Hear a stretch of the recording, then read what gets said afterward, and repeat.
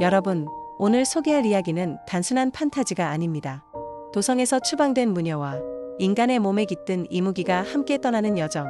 이건 곧 세상의 균형을 되찾기 위한 전설의 시작이죠. 도성에서 추방당한 날, 여리와 강철이는 붉게 물든 석양을 등지고 천천히 성문을 나섰다. 문 바깥의 세상은 낯설고 거칠었다. 귀족의 피가 흐른다는 이유로 지켜져 온 담장과 질서가 더는 존재하지 않는 곳, 황량한 들판과 어두운 숲, 낮은 하늘 아래에서 둘은 서로에게 의지할 수밖에 없었다. 그러나 그 고된 여정은 단순한 도피가 아니었다. 그들은 넙덕의 무구를 찾아 자신들에게 주어진 운명을 마주하기 위한 길 위에 있었다. 여리는 그 길에서 자신조차 알지 못했던 무언가가 안에서 꿈틀거리는 것을 느끼기 시작했다. 처음에는 뚜렷하지 않았다. 단지 마주친 노파의 손끝에서 흐르던 빛이 보이고 잠든 나무의 숨소리가 들리는 것만 같았다. 밤이 되면 낯선 꿈들이 여리를 찾아와 속삭였고 아침이 되면 그 꿈의 잔재가 진짜처럼 남아있었다. 이건 단지 피로 때문이겠지라고 스스로를 다독였지만 시간이 지날수록 그 기이한 감각은 점점 선명해졌다. 여리 안에 잠들어 있던 영매의 힘이 서서히 눈을 뜨고 있었던 것이다. 강철이는 그런 여리의 변화에 당황스러움을 느끼면서도 한편으로는 말할 수 없는 두려움과 매혹을 동시에 품었다. 그녀는 점점 더 낯설어지고 있었고 동시에 점점 더 아름다워지고 있었다. 자신의 주변을 감싸던 불길한 예감조차 여리 곁에 서면 잦아들었다. 강철은 자신도 모르게 그녀를 바라보는 시간이 늘어났다. 처음엔 경계였고 그 다음은 보호였다. 그런데 지금은 그것이 무엇인지 말로 설명할 수 없었다. 단지 분명한 건 여리 없이 이 여정을 계속할 수 없으리라는 확신이었다. 그들은 침묵 속에서도 서로를 알아가고 있었다. 여리는 말없이 강철의 손에서 들리는 낮은 떨림을 느꼈고 강철은 여리의 눈빛에 스치는 감정의 물결을 읽었다. 서로의 과거를 모두 알지는 못했지만 그들의 발걸음은 어딘가 모르게 같은 방향을 향하고 있었다. 그 길 끝에 무엇이 기다리고 있는지 알 수 없어도 두 사람은 알았다. 이 여정이 끝났을 때 그들은 지금과는 전혀 다른 존재가 되어 있을 것임을. 도성 안은 점점 기이한 기운으로 물들어가고 있었다. 밤이면 궁궐 담장 위를 떠도는 불빛이 사람의 혼을 삼키는 듯했고 궁정 깊숙한 곳에선 설명할 수 없는 한기와 속삭임이 퍼져나갔다. 처음에는 모두가 피로와 불안 탓이라며 무시했지만 이윽고 신하들이 이유 없이 실종되거나 스스로 목숨을 끊는 일이 연달아 벌어지자 왕궁은 공포에 휩싸였다. 그러나 아무도 그 현상 뒤에 팔척기가 있다는 사실을 감히 입 밖에 낼 수 없었다. 전설 속 존재라 여겨졌던 팔척기가 현실로 모습을 드러내고 있었던 것이다. 왕 이정 또한 변하고 있었다.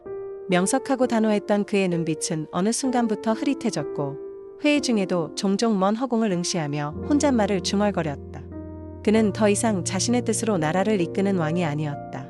팔척기는 교묘하게 왕의 마음 깊숙한 곳, 권력에 대한 불안과 피에 대한 기억을 건드리며 그의 정신을 서서히 잠식했다.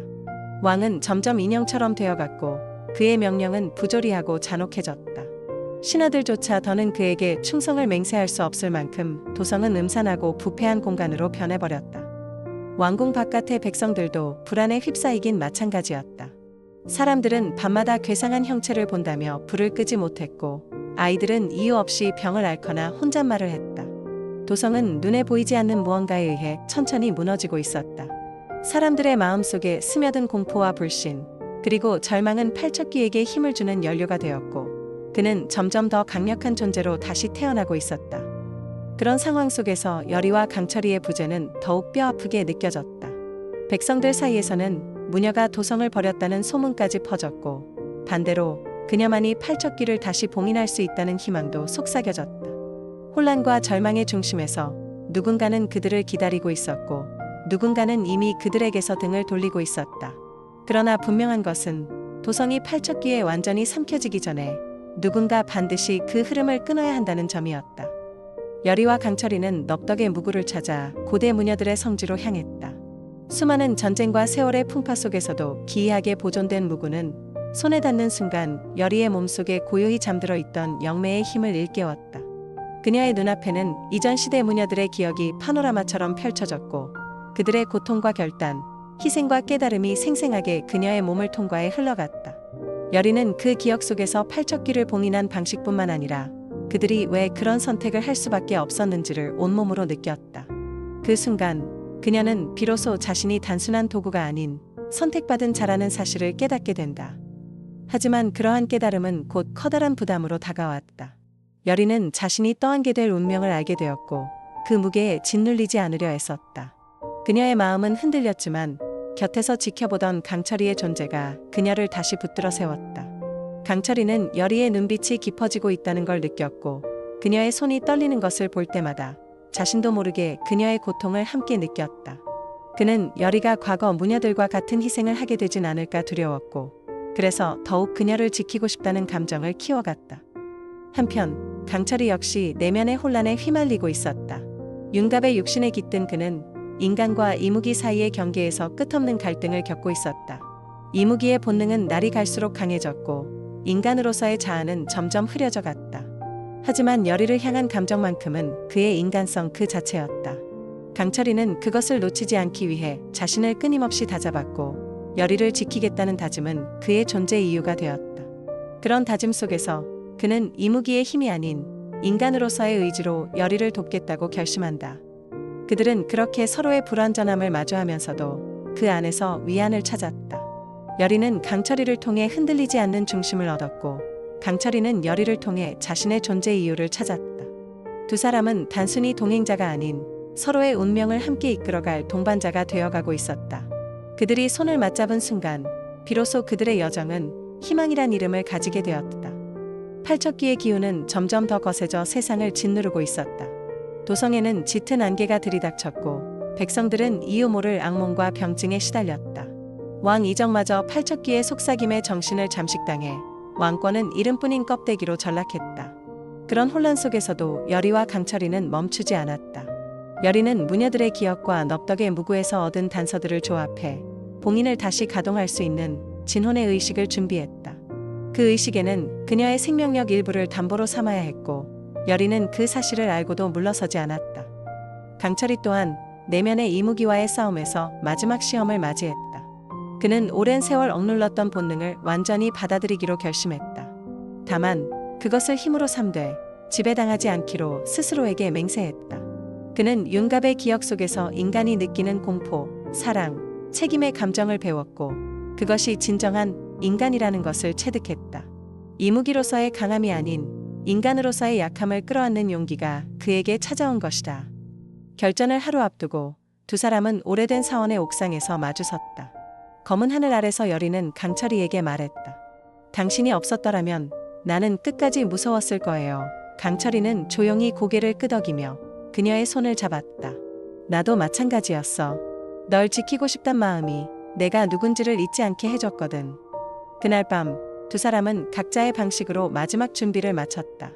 여리는 진혼의 문양을 자신의 몸에 새기고 무녀로서의 정체성을 온전히 받아들였다.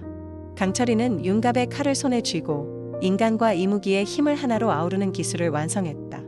이들의 각성은 단지 싸움을 위한 힘이 아니었다. 그것은 운명을 마주할 준비이자 스스로를 온전히 받아들이는 고백이었다. 그리고 마침내 팔척귀와의 마지막 결전을 향해 두 사람은 나아간다. 어둠을 꿰뚫는 불빛이 되기 위해 서로의 손을 놓지 않고 새벽이 밝아올 무렵 팔척귀의 기운이 도성을 뒤덮었다.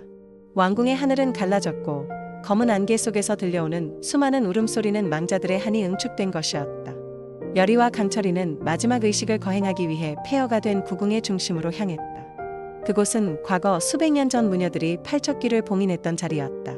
역사의 반복은 운명이 아니라 선택이라는 것을 증명하기 위해 두 사람은 발걸음을 멈추지 않았다. 진혼의 의식이 시작되자 여리의 몸은 신의 문양으로 물들었다. 무녀의 피, 왕가의 피, 그리고 영매의 힘이 하나로 결집되며 팔척귀의 본체가 모습을 드러냈다. 그것은 더 이상 인간도 귀물도 아닌 분노와 원한의 형상이었다. 강철이는 그 형상을 막아내기 위해 이무기의 본능을 해방시키고 여리 곁을 지켰다.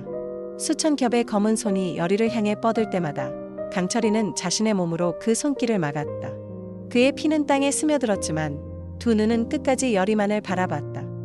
결국 여리는 진혼의 마지막 구절을 외우며 팔척귀의 근원인 왕가의 저주를 봉인했다. 그 순간 사방은 붉은 빛으로 물들었고 귀물의 울음은 멀어졌다.